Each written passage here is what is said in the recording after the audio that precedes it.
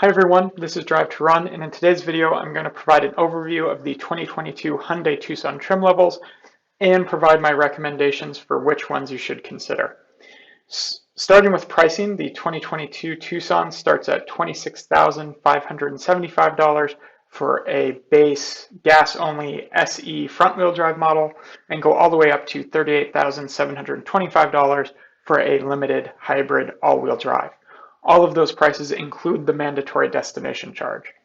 My analyses always assume that you're paying MSRP, so if your dealer is charging a markup on a particular trim powertrain combination but not on another, you may need to reconsider which trim level really delivers the best balance of features and value for you. Or better yet, find a dealer that isn't doing those price adjustments. On the 2022 Tucson, all-wheel drive is available across all trim levels for a $1,500 upcharge. The hybrid models are only available with all-wheel drive, and those cost approximately $1,100 more than their non-hybrid all-wheel drive trim mates. I say approximately because Hyundai doesn't have exactly equivalent trim levels between the hybrid and non-hybrid models. For the Tucson, if you plan on buying all-wheel drive, I highly recommend getting a hybrid model. The all-wheel drive MPG penalty is fairly significant on the gas-only models. You end up dropping 3 MPG combined, and the improvement when going to the hybrid is significant. You end up with an increase of over 40% in mileage according to the EPA. For only $1,100 more, that's well worth it. In 2022, Hyundai offers the gas Tucson in 4 trim levels and the hybrid in 3 trim levels. The 4 gas trims are the SE, SEL, N-Line, and Limited. For the hybrid, it starts with the blue trim, then SEL Convenience, and it ends with overlap with the Limited naming. Now, Hyundai does have a plug-in hybrid version available, and that upcharge is approximately $6,500 more than a comparable gas-only all-wheel drive Tucson, and that's probably not a coincidence given that the federal tax credit is approximately $6,600. Since the plug-in hybrid is only offered in higher-end trims and people's ability to take advantage of the various incentives may vary, I'm not going to dive specifically into this model. However, generally speaking, if you plan to purchase one of the higher trim level hybrids and you have someplace you can plug in at night, I strongly recommend you consider the hybrid. Before jumping into the Tucson's trim specifics, a quick plug to subscribe if you find these videos useful. Note, I didn't say anything about you finding these videos entertaining. I know my strengths.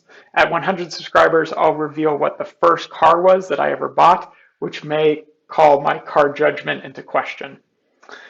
I'll start off by saying that I'm generally impressed with how Hyundai has structured their trim levels. They each have their merits, and it wasn't easy for me to remove trims from consideration, but here's my advice. Starting on the gas-powered side, I generally wouldn't recommend the SE. The only inherently bad thing about it is that it doesn't come with second row vents. Sure, it also doesn't come with smart key access or a power driver's seat, but those aren't deal breakers by any means. The main reason I don't recommend the SE is because the upcharge to the SEL is only $1,300, and the value that you get for that is really good. Not only does it address those things I mentioned earlier, but you also get heated seats, privacy glass, smart cruise control, roof rails, and more. All of that is well worth $1,300 in my opinion. Stepping up to the SEL also enables you to add some additional option packages. Note, this is the only trim that allows you to do that. There's the convenience package for $2,600 and a premium package for $1,700. Honestly, the convenience package doesn't offer quite as much value for money as I'd like. It adds a power liftgate, sunroof, dual zone climate, and some nicer interior and exterior materials. I want to reiterate that adding the convenience package gives you a sunroof because for some reason the build tool on Hyundai's website doesn't mention that in the description of the convenience package, but it does come with it.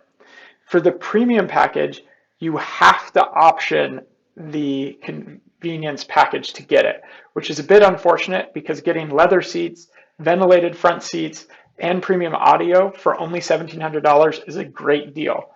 Ideally, these two packages would be decoupled. If you option an SEL with both the convenience and premium packages, you end up with an MSRP a few $100s above the N-line trim. By switching to the N-line, you save a couple $100s, but you also give up a sunroof, you give up ventilated seats, and you can only have a black interior. For that reason, I probably wouldn't recommend the N-line trim, particularly since you get some of the same styling elements like a blacked out grille and 19-inch rims when you option an SEL with the convenience package. Finally, the Limited is a $2,700 upcharge compared to a fully loaded SEL. For that extra money, you get a panoramic sunroof, memory driver's seat, 10-inch center display with navigation, heated steering wheel, heated second row seats, Hyundai's very cool blind spot view monitor, which is actually a live video feed of your blind spot shown in the gauge cluster when you turn on your blinker, and their latest semi-autonomous driving tech. For $2,700, that's a pretty good deal. Briefly touching on the hybrid trims, as I mentioned earlier, Hyundai has unique trim names for the hybrid, starting with the blue trim. In reality, blue is equivalent to a gas-only SEL without any additional option packages. The SEL Convenience hybrid trim is pretty much exactly as it sounds, an SEL with the convenience package added. Clearly, the marketing team wanted to go home instead of continuing to create unique trim names for the hybrids. Regardless, the SEL Convenience hybrid trim costs $2,600 more than the blue hybrid, which matches the gas-only option package price. Then finally, they offer a Limited hybrid trim, which is equipped equivalently to the gas-only Tucson Limited. The one unique thing with the hybrids, if you want factory leather, you'll need to step all the way up to the Limited hybrid trim. You can't option the SEL Convenience hybrid with a leather interior. So to wrap things up, if you plan to get all-wheel drive, I would get the hybrid, so that removes the gas-only all-wheel drive models from consideration. I'd then take the N-line front-wheel drive out because you get so close to it styling-wise, but with additional features for just a couple $100s more by fully optioning an SEL. Then I caution against getting the SE front-wheel drive, given how much value you get stepping up to the SEL. Personally, if I was picking one, since all-wheel drive is a must for me, I'd go with the blue hybrid trim and then look to the aftermarket for seat covers or properly retrofitted leather interior if needed. It's disappointing that Hyundai requires you to get the hybrid in the Limited trim in order to get a leather interior. However, if this was going to be my only vehicle, but I'm too much of a car addict to only have one car, and I spent a lot of time on the roads during commute hours, I could very easily see myself bumping all the way up to the Limited trim, given all of the additional features you get, and then ultimately probably getting the plug-in version. Feel free to ask any questions you have in the comments section below. I hope you got something out of this video, and if so, like and subscribe, and you can also direct message me through Twitter and Instagram at Drive to Run. Thanks again.